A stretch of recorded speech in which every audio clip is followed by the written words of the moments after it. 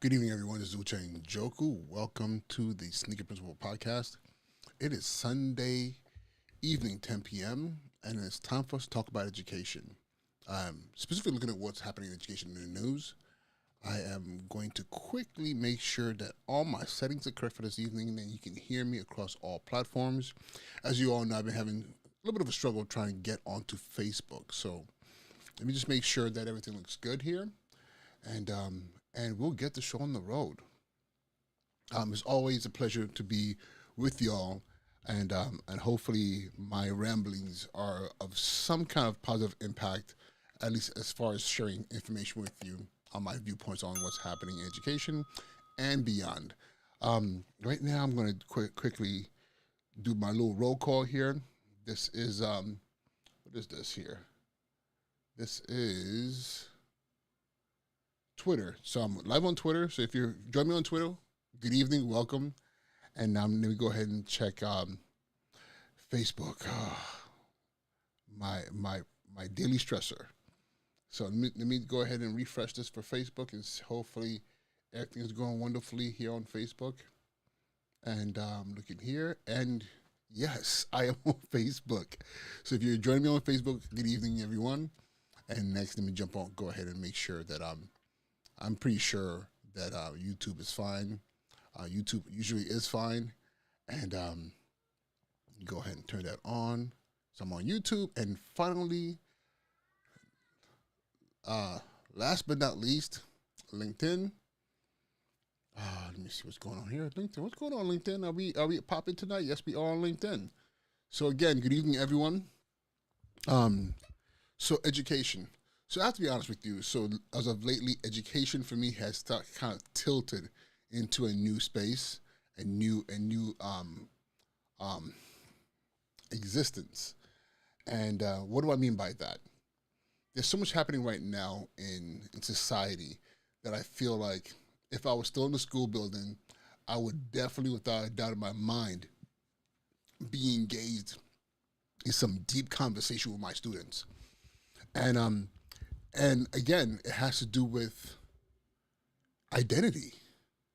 And then not only identity, but how we in society, as human beings, converge on each other when it comes to how we identify ourselves, meanings of language, what is freedom of speech? Do you have the right to say whatever you want to say?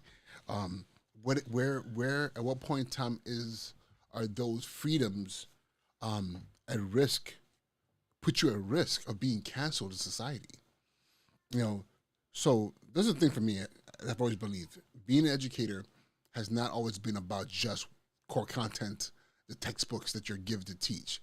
It's also been about how are we taking what's happening in society and unpacking it for our students. Because the fact of the matter is, everything that happens in society has a direct impact on them, especially if we're telling them that they're going to be our leaders, that they're going to step up one day and they're going to be in charge. That's one thing I've never denied telling my students. You will one day be in charge. That's why you are in school. Because, again, we can say get a better job, to have opportunity in the future. And all these are very, very true. To be literate and to be able to be a functioning citizen, these things are all very true. However, especially in middle school and high schools, and I'll say even more so in high schools, but I will include middle school as a secondary school. There has to be spaces for us to have deeper conversations on what's happening in society, and be able to have dialogue and debate, so that we are able to prepare our students to do better than us, if that makes any sense. So, as we all listen, I've not denied anything. At least on my spaces, that I've spent a lot of time thinking about, what transpired with Kyrie Irving, American basketball player, playing for the Brooklyn Nets, and how much attention has been placed on him, and him posting a link to a documentary that has been labeled as being anti-Semitic, and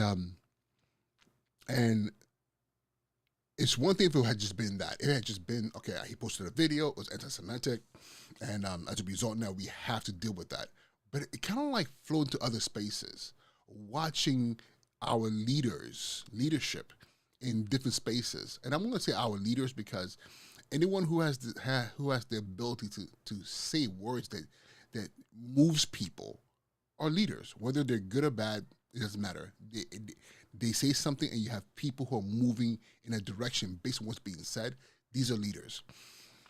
So everything from people like Shaquille O'Neal and Charles Barkley and the things they said in reference to what Kyrie Irving did, which was simply tweets the link to a documentary that he was viewing on Amazon. So it wasn't like something he was sponsoring. It wasn't like he was like, hey, this is a paid advertising for this particular film. No, it was something that he was doing that I think millions of us do. I watch a lot of documentaries on Netflix, on Amazon, on Apple TV. I'm trying to think about all my spaces right now that I consume content from, including television. So he posted, a link saying this is what I'm watching right now, pretty much, and that converged with him becoming anti-Semitic, right? So I thought it was interesting because, again, no matter how much I want to say that I am 100% indoctrinated into American culture, I always have a space in my head where I realize that there's so much that happens that I do observe, kind of sort of from the sideline, being Nigerian-born, West African raised in America, nonetheless, but still, there are spaces that I tread lightly because I don't want to be assuming that I understand 100% fully the plight of people of African descent who are here in America. So African Americans, Caribbean Americans. So a lot of times when things happen, I do have very strong opinions, but also I do observe. But there's certain points where I'm just like, this doesn't make any sense to me. There's a lot of things within American culture that doesn't make any sense to me. And as a teacher and as a student, I think it's always very important that I have a grasp of what's happening so that I can be dutiful in my unpacking of these things when it comes to my students who often would ask me, like, Mr. Joker, what do you think about this thing? What's your opinion about this? And I tend to not want to just give an opinion, but rather, collectively unpack it and try to make meaning of it. So for me with the Kyrie incident, when he was labeled anti-Semitic, I was pushed to really define what does it mean to be Semitic. I know what it means to be anti, to be against, to not be for, to disagree with. So that prefix anti, I do understand what that means.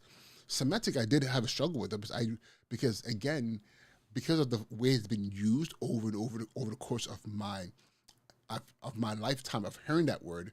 I was made the connection between Semitism with people of the Jewish faith or people of the Judaic traditions, right? So then, of course, at this point in time, I was like, let me not make any assumptions. Let me see what the meaning is. And it had to do with the definition, and you could Google this yourself. So I'm gonna kind of paraphrase. It has to do with a family of languages, and not even necessarily customs or cultures, but family of languages that are of typically,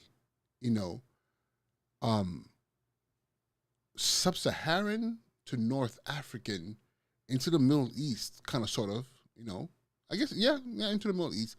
These families of languages, and I think they're like 4 or 5 groups. And so I'm sorry, subgroups.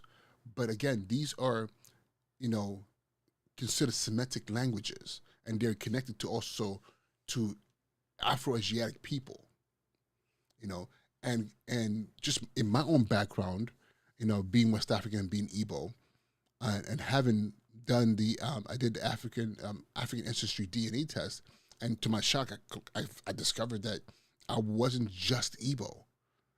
On my father's side, based on mitochondrial DNA that's passed on from your mother, from mother to child. That X chromosome. There, there is the earliest person in my father's line. There was a Yoruba woman. Okay, then on my mother's side, another surprise. Based on that X chromosome that's passed on from mothers, because mothers have the XX, fathers have XY. So that XX passed on. If you connect the dots going backwards, they go back to a Hausa woman, and the Hausa language is of the Chadic family, which is a subgroup of Semitic languages. So I'm like, okay, if we're talking about things from a language point of view, okay, so Semitic, if you want to expand that to say to be Semitic, also involves cultures that are related to each other. So it's interesting because that I'm like this documentary, which I'll be honest with you, I am a learner, and I'm the kind of person I'm gonna buy books, I'm gonna watch documentaries because I want to understand what it is that I'm having an opinion about. So I did purchase the documentary off Amazon, and I was searching for it within it with this new information of defining anti-Semitism, and I'm trying to find it in this. And yeah, there were some things in there that I was like, okay, definitely for shock value. So there's certain things in there that was kind of like, okay, I need to look at this up a little bit more because it doesn't sound right to me, but doesn't mean that it's not correct. But in searching for anti-Semitism, I was like, okay, is this something that me knowing that I am Semitic myself, based on the pure definition of what Semitic people, who Semitic people are, and I'm like, it's there in my DNA, right? And I'm watching this, and again, I'm also understanding where it comes from, because there are a lot of foul things happening right now, some evil things that are happening to people who identify as Jewish right now in this country and around the world, which is wrong, And again, I'm going to say this, making those connections. I am the son, one generation removed from a father who fought in the Nigerian Civil War, in which Igbos, which is the tribe I come from, were being starved to death as a way to win this war. All lines of any kind of food support coming into Igbo land, or even any kind of like farms were being destroyed because the belief was if Nigeria was going to win, if Nigeria was going to win the Civil War, they had to take extreme measures, and the measure they decided was let's go ahead and starve them out. So I understand what if the pain. Even though I wasn't there myself, my father fought in that war. I have uncles who fought in that war. I have uncles that I will never meet who died in that war. Family members, And again, you can look up the pictures of the children who were being starved, and who were being starved out, and people who were just dying of malnutrition and attack. So I understand I understand. I can empathize with the pain of being treated as subhuman, like the Holocaust, slavery, in those spaces where other people have demonized you to something less than human. And because they did that, they thought they could do whatever they wanted to do to you. So I understand people's need to stand up for themselves and fight to make sure it never happens again. Whether you are African American, whether you are of a Jewish faith, whether you are, of any people who've been subjugated to any level of hatred and pain. I understand that.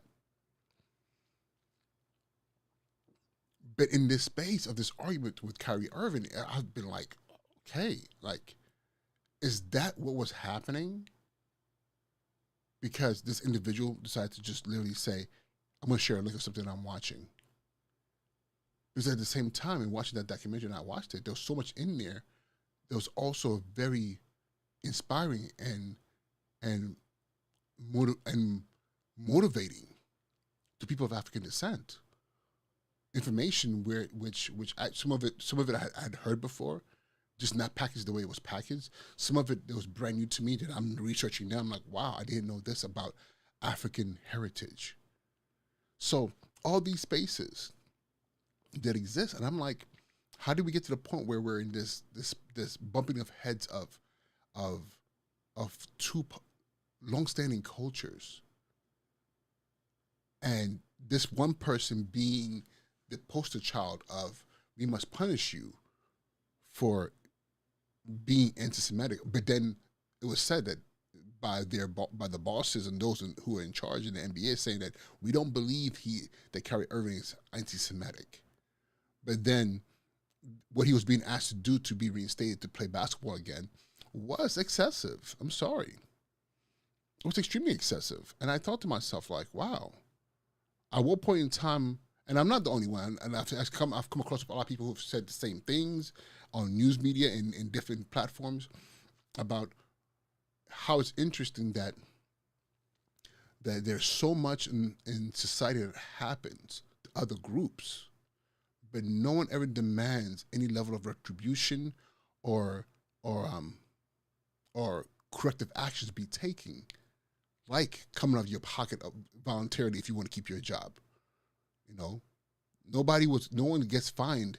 You know, Kramer, I forget his real name, from Seinfeld, when he went on his rant calling an audience member the N-word.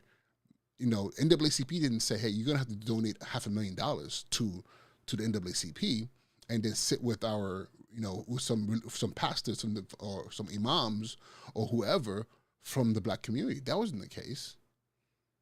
You know, when Hulk Hogan had his little tirade and used racial slurs, no one said, hey, if you want to continue as, you know, as a wrestler or whatever the case is, that's what you need to do. And it's many cases like this. So my thing is, why is it okay to take such a hard stance on one side, but not allow for that same level of hard stance to be taken by other people? Or if they try to take such a hard stance, then the response is that, you know, you're violent, or whatever the case is. You know, because I'm thinking about all the people, all the crazy things that were said about people who were protesting under the banner of Black Lives Matter during the George Floyd incident, and what I heard was these were animals and people who were just criminals and doing all these things because they were standing up for the taking away of a black life. And again, I'm trying to understand from kind of on the sideline, like, how does this all make sense? You know. So let's fast forward to this evening. You know, this evening, you know, social media has been my Twitter and my, you know, Facebook spaces, and I'm looking on there, I'm looking at my feed, and I'm seeing the I don't even know how many there were. I'm trying to find a number. Definitely more than dozens, maybe over 100, maybe hundreds, I don't know, of men who were lined up by the Barclays Center in Brooklyn before the Brooklyn Nets played the Grizzlies, and these men were all, I believe, members of the Hebrew Israelites, which is an organization. I'll be honest with you. I know the most that I know about them is that is the times I've seen them in various communities here in New York as well as in Los Angeles, where I grew up. You know, in the streets preaching, you know, preaching and apostatizing around black people being the original Hebrews. So they showed out in full effect in Brooklyn this evening, and I'm watching videos. I'm not sure if I'm able to even bring one of them up. Let me see. I might be able to. Let me see if I can turn.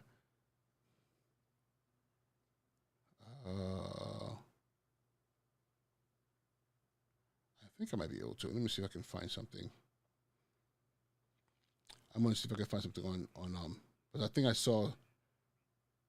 Oh yeah, so I'm going to try and see if I can share my screen.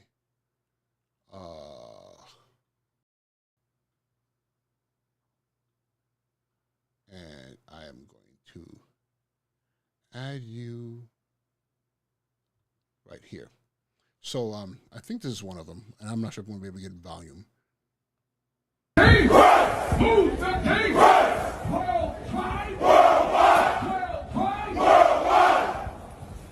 So this is outside of the Barclays Center. Some of us used to be in the club. Move the king!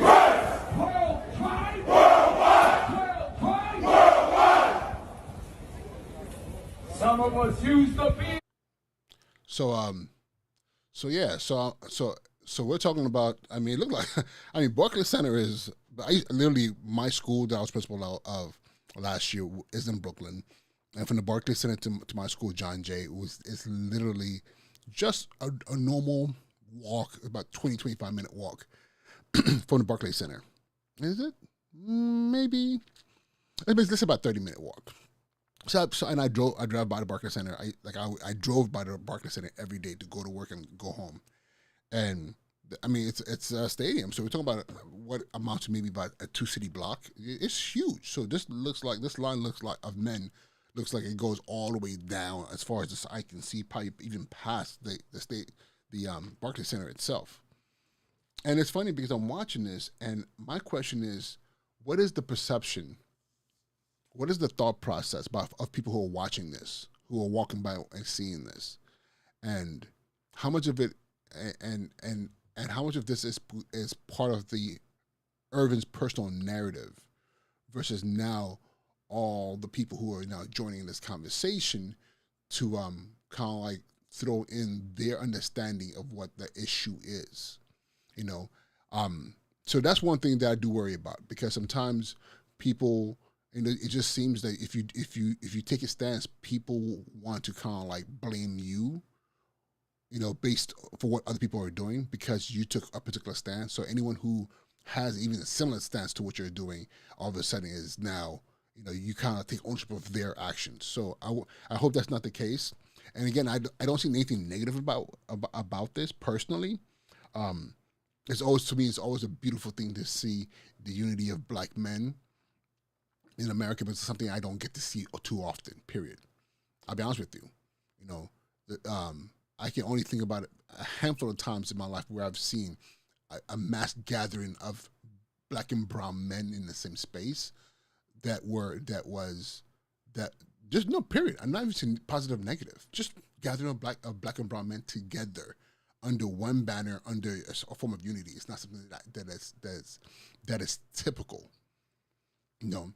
And not to say that there isn't any unity amongst Black and brown men. It's just that the platforms and the occasions that allow this to happen are not common at all. I'm just not.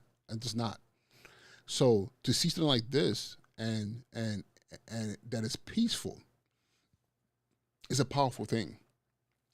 But however, I also understand that it's also a scary thing for a lot of people. A lot of people are going to walk by and see that, and they're not thinking peace. They're thinking, oh my God, that's a lot of Black and brown men. Whether they say it outwardly or they experience it emotionally, that is something that's definitely being said. That is a lot of Black men. Then the next thing that flips into is like, what if they decide to start, you know, they decide to attack? Okay, again, that's another thing that often goes through people's heads. And it's shameful, because at the end of the day, you know, like a moment like that is I'll be honest with you.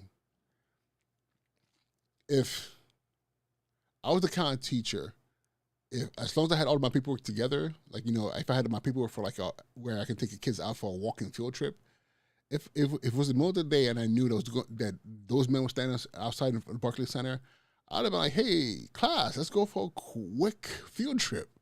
Because I would want them to see that. The last time I got to see a gathering of Black men in that same capacity like that, but again, it's not a common thing, was during the Million Man March. And this is when I was in college. And that was incredible. Because you had men from across the country, Black and brown men from across the country, who jumped on buses, on planes, and trains to D.C. under the banner of the Nation of Islam, and I thought that was incredible. But it was peaceful. They were there, and those men took oaths for for the community, for their families. And I'll be honest with you, I've been praying that something like that can happen again, and be continuous, you know. Because again, I think like for me, it had a huge impact on me. I wasn't born in the '60s and '50s to see the civil rights movement, to see, the March on Washington. I wasn't born for that. I wasn't born around that. And not only that, the only times growing up that I saw black men gathered in together doing something in unison. I'm going to be honest with you. It was during the LA riots. Because I turned the TV on, it wasn't just black men; it was black and brown men. But where I grew, in my neighborhood, my community, what I saw was the frustrations and anger of men of color, being taken out on property and then on other human beings, and I saw that. And when you double that with gang violence and everything else that was happening where I grew up in the space I grew up in, that was the norm. So to see the Million Men March, when I was in college, and this is in the '90s, it was like dipping my conscience into a solvent solution, because all the crud and all the buildup over the years was like, oh my goodness, so we can do this. We can exist in that kind of space. So to see these men stepping up, in solidarity behind Kyrie, even though they might not know him personally, Kyrie probably wasn't. He probably wasn't even aware what was going to happen. But still, for that to happen was a big deal. It's a big deal. But I think it also shows. But not that I think it also shows our young people that standing shoulder to shoulder in your community is a powerful thing. And that's the one thing I'll be honest with you, I do appreciate. And when I see the hard stances that the Jewish community takes, I think that's a very powerful thing. And I often just pray and hope and wish that we can do the exact same thing within our communities of color, and do it and be consistent behind it. Not just when somebody's killed, not just when somebody is brutalized by the police, but consistently, like having that stance where we always have the same belief that this is who we are, what we believe in, and this is, what we expect the world to see and how we expect the world to treat us. And that's something that is not typical. And this is only exemplified by the actions that people took when Kyrie made that post, and everybody's not everybody, but a lot of people in the media, their response was hyper negative off the bat, that he's an idiot. Like, what was he doing? He's being divisive. And I'm like, how are you being divisive when you just posted what you're watching? And it wasn't like somebody, like, I mean, let me tell you what divisive is. It's you like saying like,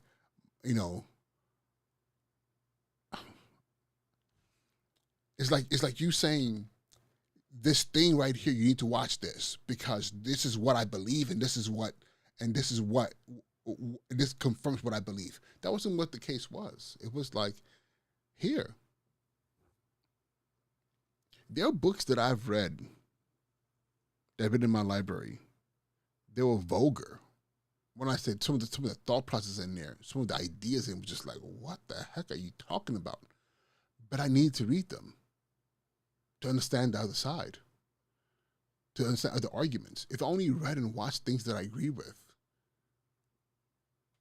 what kind of scholar would I be? What kind of thinker would I be? What kind of teacher would I be? And again, because he shared this link, this thing, the thought process, the idea, what was said was that he was this monster. and people took hard stances. And it was funny because what disappointed me was that the number of people who came back after the fact and said and tried to kind of like double, like, kind of like is it double back? They kind of double back, pulled away, and when I was saying, hey, this is too much, this is excessive. He already apologized, for making the post, and I'm like, what did he apologize for? What did he have to apologize for? You know, and it makes me wonder, why couldn't there have been, right or wrong, a unified stance in support of Kyrie not being demonized, but maybe elaborating? That would have been interesting. You know, people, rather than people saying that, oh my God, how could he do that? Huh? What did he post again? Hey, what did you mean by that? And let him, I just something maybe, and if he said, well, sometimes watching, I thought it was interesting. I just wanted to share. Okay, let it be. But it went straight to the negative, and I think that's crazy. But now I'll be honest with you. Now I'm asking myself, what's next now? After all this is said and done, the game is, he's back. He's back playing out. I'll be honest with you guys. I don't watch basketball. I don't watch much sport these days. I do. I will read the highlights to see who won or lost the next day. I haven't checked on this particular game. But my thing is, okay, after this is all said and done with, and with 2 or 3 or 4 or 5 or 10 games back into him playing again, what happens next? What happens next? Because outside of the conversations about anti-Semitism and everything else, there's also been something that's happened. There's been a shift, and I know there's been a shift because I'm looking at YouTube University, and I'm looking at YouTube. I'm looking at YouTube University. I'm looking at the content that's being posted on TikTok, on Twitter, and all the different spaces. And what I'm seeing right now is this awakening, this questioning of identity. People who do a little deeper digging. Somebody said that and this is very true. They said that what this really did was force more people, was get more people to actually go watch that documentary, and as I did. And for me, I didn't walk away from the documentary hating people who are Jewish. I didn't walk away thinking to myself, "Oh my God, something's wrong with it." No, I walked away asking myself, like, "Wait a minute, who am I? Like, do I really know who I am as far as my real historical background?" I know the Igbo, but that's where it stops at. It's like, okay, I'm Igbo. That's my tribe. But where did Igbos come from? Why Igbos the way Igbos are? And I think so many people are asking themselves that question. And I can only imagine what it's like for as someone who might be of African descent, whose family's been here for generations, either in America or in South America or in the Caribbean, and they do their DNA, and it says, "Hey, you're this tribe," And I think for a lot of people, they thought that was the end of it. I'm Yoruba. My DNA says that I have 30% Yoruba, so I know I'm Yoruba or Masanti, or Bantu. But the documentary forced a conversation of, okay, where did the Igbos come from? Where did Yorubas come from? Where did the Bantus come from? What is the Bible really saying? Let's map out like this historical data. What are researchers saying?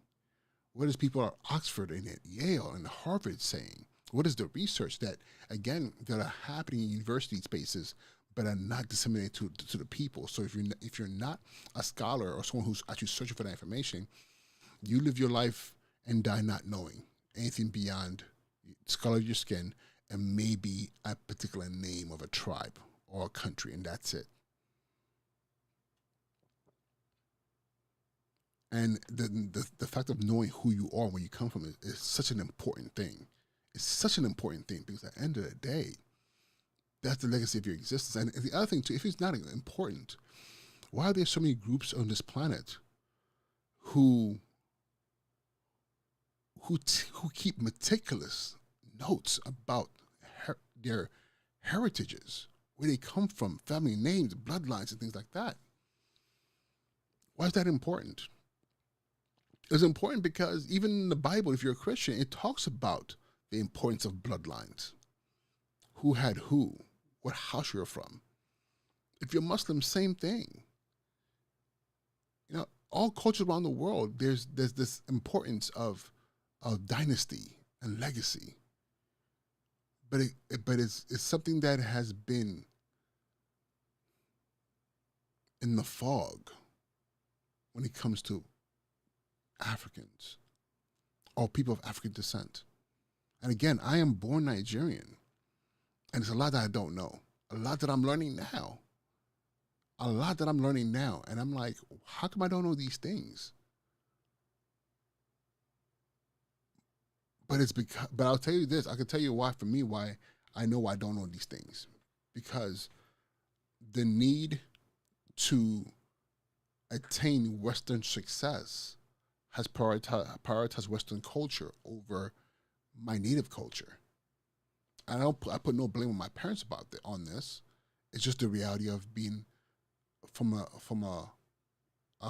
former colony of a European empire. Their wants and needs are prioritized over the wants and needs of the native people. So all of a sudden, what's been normal for you as a people for centuries now becomes something, how do I put this? Something evil. So your traditional practices, your beliefs are now demonized. And then you end up pushing your children and your family and your kids to move in a direction that is deemed as normal.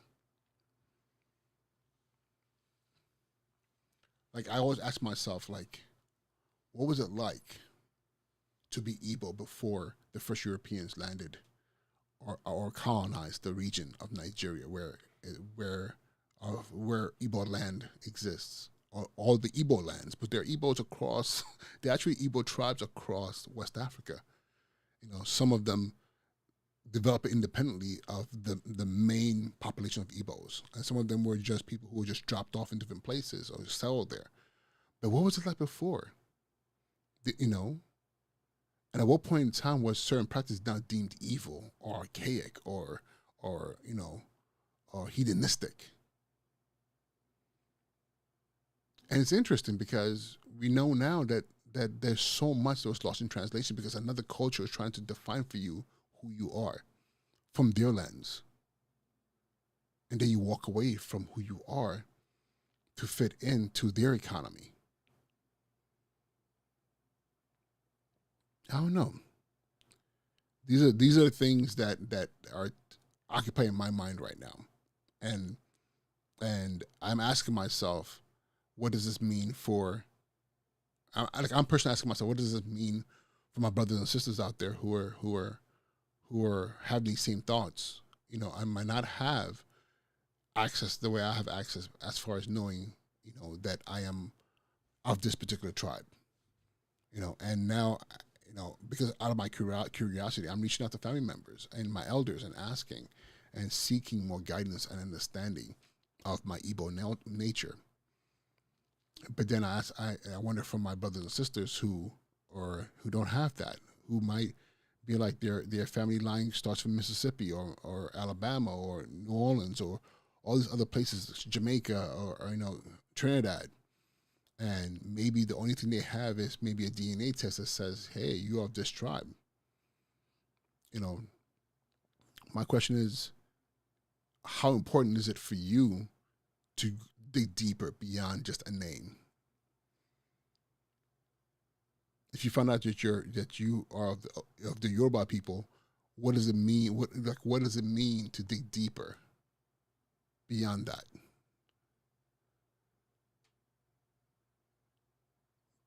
I tell you, I'm digging deep and I'm discovering things that I'm still processing. I'm even trying to, and it's fine. I'll be honest with you, it's making me think about how I'm even going to move forward, even with this podcast, and and and what do I share in these spaces?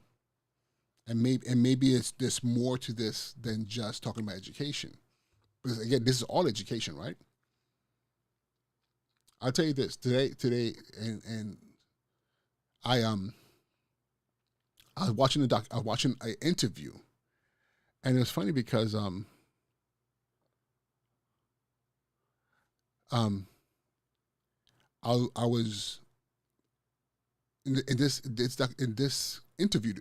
They're interviewing a historian of Igbo culture, and he made a claim that was kind of like crazy, because he was like, we're told often that the highest level of civilization has been Egypt, and everybody else was kind of like just kind of digging around in the bush, right? And he talked about um how one of the Egyptian deities, Anubis, who is the dog head god, right? Who is I believe he's the one who takes you into the afterworld and afterlife. Am I right, or I might be wrong or right about that?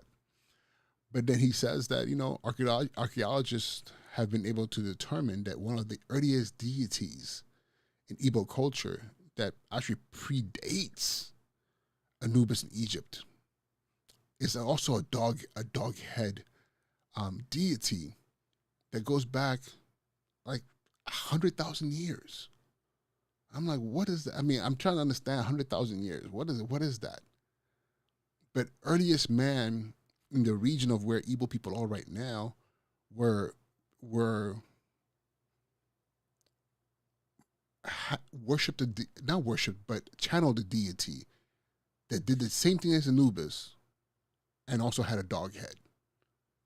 So it's like little things like that makes me wonder, like how deep does the rabbit hole go? What is it about our cultures?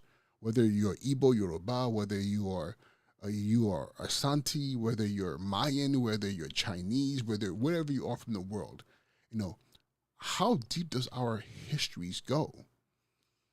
And who knows this information? Who knows this information? And some people might say, "Oh, you're grasping for straws," because again, a lot of this stuff we just don't know anymore. It is what it is. But if that's the case, in my last podcast, I did share with you the fact that Henry Kissinger, the former Secretary of State for America under Richard Nixon, prepared a report about the Biafra War in Nigeria, the civil war that happened. And this report was written in 1969. And in that report, it is said very clearly, without any kind of mistake about it, that actually I still have it here on my iPad. I just want to read it. This is a report. Actually, let me see if I can even share it.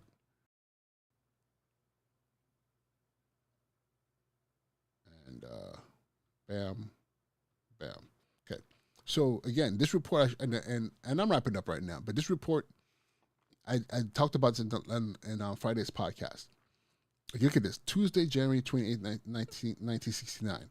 And again, I'm talking about what are the things about your culture that you don't know. What is the stuff that's unknown that other people may know, and why is it being kept away from you? And again, in this report, oh snap! What did I just do? Okay, here we go. In this report, and I'm sorry, I'm going back and forth here. It's a memorandum for the president, and then who's the president at this point in time? It's Richard Nixon, and it's coming from Henry A. Kissinger, who was Secretary of State, and also I believe Ashkenazi Jew. And the topic of this thing is the U.S. options in Biafra relief. And Biafra was a civil war, and Biafra was the people who were trying to secede from Nigeria, who were mostly made up of Igbos. And again, in the report, it gives you like the background was who the main players are, and the two sides, the federal military government, which is Nigeria, then also the other side is Biafra, the small 300 square mile region with 46 million people. And if you see, starting from the sentence, the sentence between the two highlighted sections, right here, okay, it says here, and this is giving a description of the Igbo people, and this is coming from the government officials from the Secretary of State to the President of the United States. And mind you, this is secret, but you can see right here, secret. It was declassified, right? So this section says, again, starting from right here, says the Igbos are the wandering Jews of Africa. Like, I'm still like trying to understand, like, why did they believe that? Why did they believe and use the term wandering Jews of West Africa? Gifted, aggressive, westernized, at best envied and resented, but mostly despised by the mass of their neighbors in the Federation. Okay? What is it that is not known, that's known about you, and how do you find out that information? So I'm curious to see where else this goes, or with Kyrie and this whole anti-Semitism, and I wonder whether is this just one of those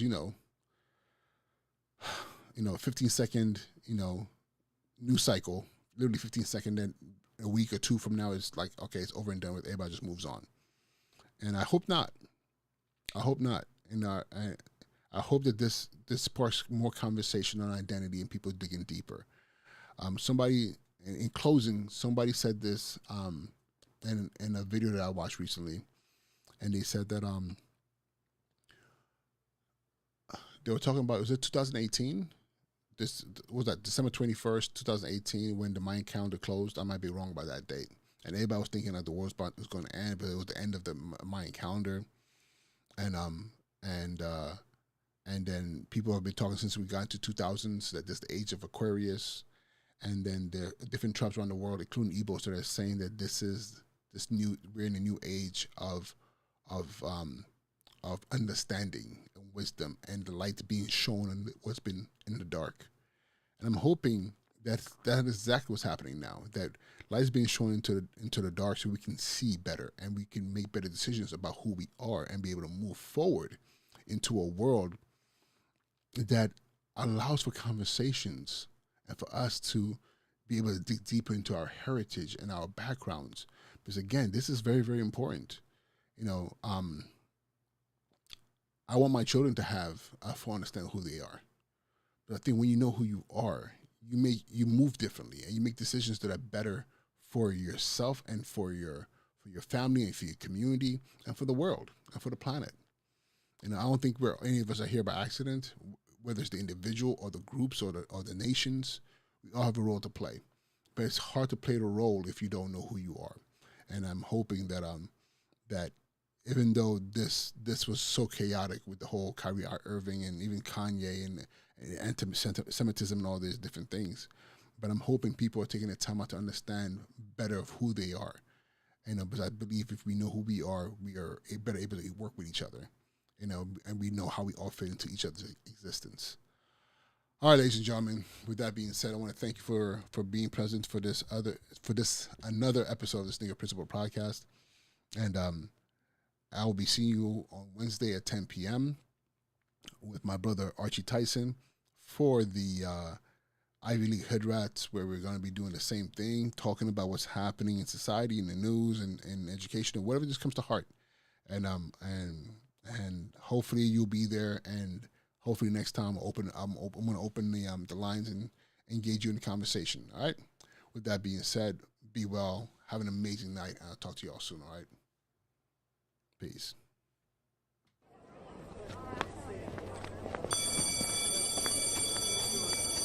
And now he's been promoted. His job, principal.